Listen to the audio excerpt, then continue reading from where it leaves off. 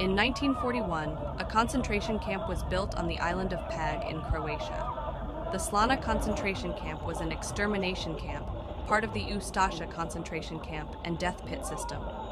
The majority of prisoners were Serbs, Jews, and Croatian communists. Despite this tragic history, there is no place of commemoration in the place where the camp existed. At the same time, tourist trails have been created recently, strongly promoted through digital media. Life on Mars Trail, as the trail is called, consists of several kilometer-long paths and concrete routes that run in the immediate vicinity of or through the area of the former concentration camp. In order to make the stay more attractive for tourists, a via ferrata was even built on the rocky beach of Slana at the site of the camp.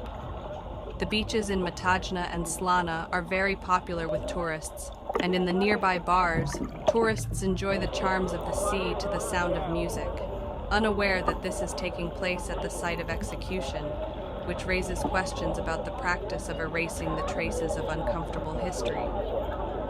In nearby Matajna, there was a women's camp, which belonged to the same camp complex. The camp was established in June 1941 and controlled by the Ustasha, who at that time ruled the independent state of Croatia. The Matajna concentration camp was intended exclusively for women and children. The Slana camp was a camp exclusively for men. It was surrounded by barbed wire, and watchtowers were built on the hills around the camp. Several barracks were built in the camp, which were built by the prisoners themselves. These were low wooden buildings, or rather wooden roofs or canopies, built on a low dry stone wall. Only a small number of prisoners could fit in them, while the rest slept in the open, on bare and sharp stones. In this place, the days are extremely hot in the summer months and the nights are very cold. The Slana camp operated for 3 months until August 1941. Historians estimate that the number of deaths in the camp ranged from 8,000 to 12,000. In the first weeks, prisoners died mainly from physical violence, exhaustion, heat, hunger, and thirst. As the transports became more frequent and the camp began to run out of space, the Ustasha began to carry out mass executions of prisoners.